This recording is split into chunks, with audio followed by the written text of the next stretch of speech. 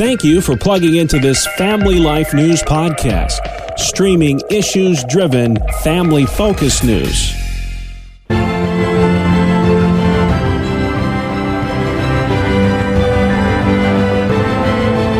Welcome back to another edition of Capital Connection. Fridays during the Noon Report, we give you, the listener, direct connection to what's happening in Albany and Harrisburg with the experts on the issues at the state capitals. They are Jason McGuire with New Yorkers for Constitutional Freedoms and Michael Geer at the Pennsylvania Family Institute. Michael, let's begin with you. The governor will be taking the wraps off soon.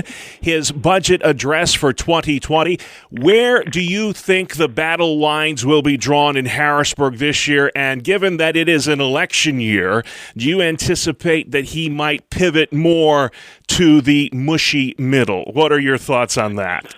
Well, the budget address takes place in early February, and because, as you just mentioned, it is an election year, the likelihood is that this is going to be sort of a calm legislative session, both from the governor's perspective as well as the legislator's perspective. They're all looking towards November, holding on to their seats, and don't want to sort of rock the boat. So it's going to be relatively calm. What the governor has consistently pushed for, though, in his tenure here is a tax on fracking, an additional tax on the extraction of natural gas out of Pennsylvania's ground, and we think he's going to be pushing for that again. That's something the Republican legislature has resisted, and so that may be sort of a big battleground that we see going forward in this coming budget session. All right, Jason, the big story this week seemed to be the bail reform backlash. There's a huge protest earlier. So many people are just frustrated by this. I think of the guy that hit and killed this student at Buff State, a man with a history of drunk driving convictions. Wasn't even allowed to be put an electronic monitoring bracelet on this guy, just walks out of jail free. There are stories like this all over the Empire State. What's being done to stop this? Well, honestly, very little is being done in Albany.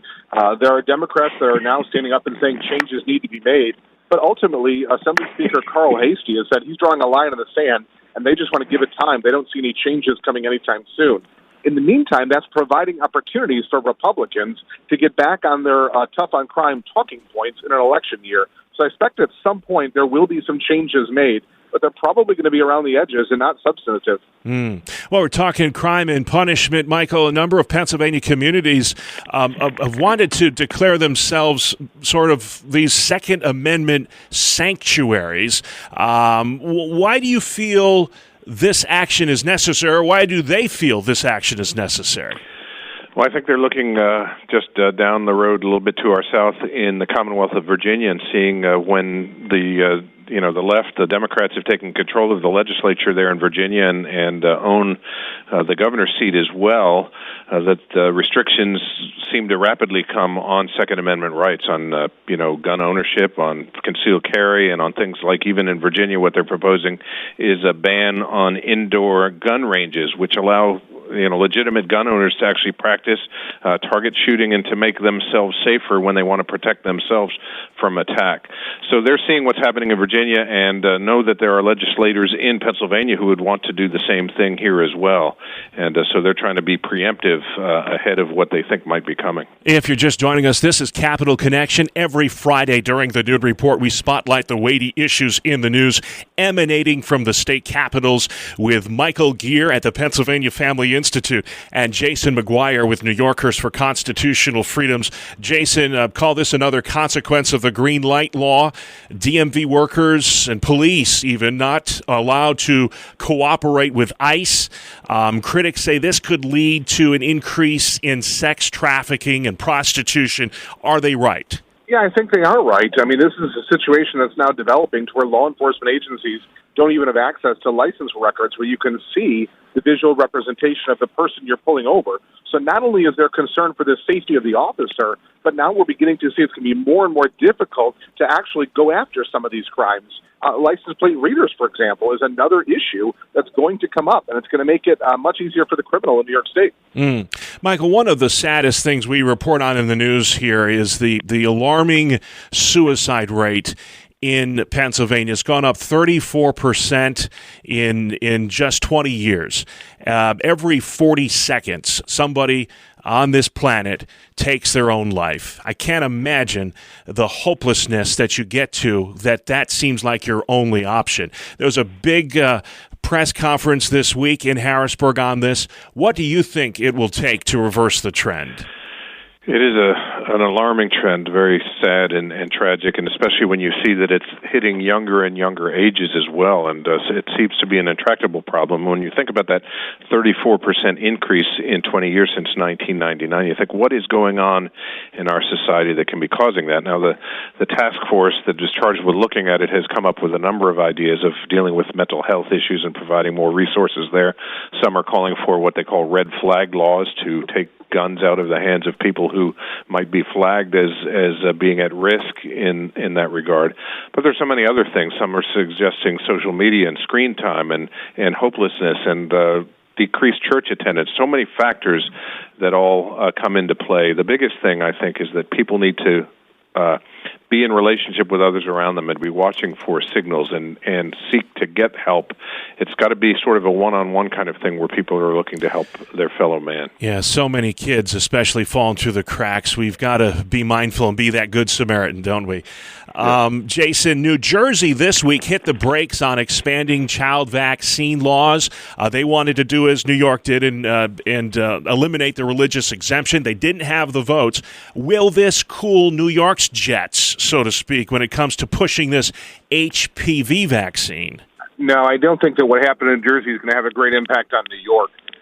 Those pushing hard for the HPV vaccine mandate in New York come from really Manhattan, where they are insulated from the blowback that is happening across much of the state. Mm-hmm. So there is some reason there why people need to stay engaged on this issue. I am cautiously optimistic, though, that if we keep up the pressure on contacting legislators and calmly describing to them that this is a clear parental rights violation, that we can be successful on this front. Sanctity of Human Life Sunday is coming up, Michael, this Sunday. It kicks off a series of events that champion the unborn. I wanted to ask you, do you think churches are feeling pressure not to engage in this debate? I remember when all the churches, it seemed, took part in this. Seems like not as many, maybe I'm wrong, are taking part in Sanctity of Human Life Sunday.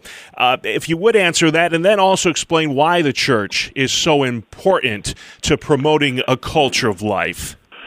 Well, we're always happy to see churches that get involved in Sanctity of Human Life Sunday and to be talking about the issue of abortion, since it is the leading killer in our Commonwealth and in the country in terms of the numbers of deaths that happen every year through abortion. Many churches don't get involved, and I think that pressure is on them because it's viewed as a quote-unquote political issue. My good friend and Jason's good friend Joseph Backholm, who works for the Colson Center, has done a great video on the thing. There is no such thing as a political issue. It are issues that get decided in many cases in the political realm, like abortion, because the courts got involved in that. But churches are afraid of politics. They have been forced into that corner. We think that there are better solutions for churches to look at the Bible and not to be pressured by society in that direction, but to say, what does the Bible say about human life, and then to talk about that. And then finally, Jason, there is a way forward in Albany. Sometimes it doesn't feel that way, but you're going to be talking about this on March 17th. Tuesday, March 17th, the annual Legislative Day event, which you put on.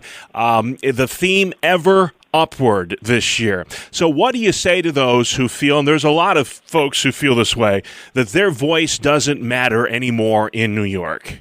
Well, we want to encourage them. You know, Michael has referenced a few times hope in his comments today, and I echo those sentiments. You know, we have a mutual colleague, Michael and I, in Iowa, was always encouraging us to think higher.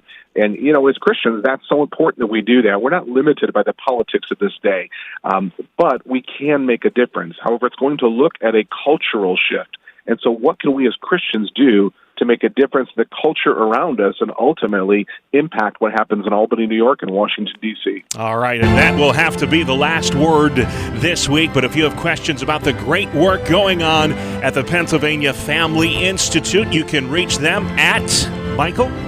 PAFamily.org. And New Yorkers for Constitutional Freedoms does such great work fighting for you in Albany. Your website, Jason? AlbanyUpdate.com.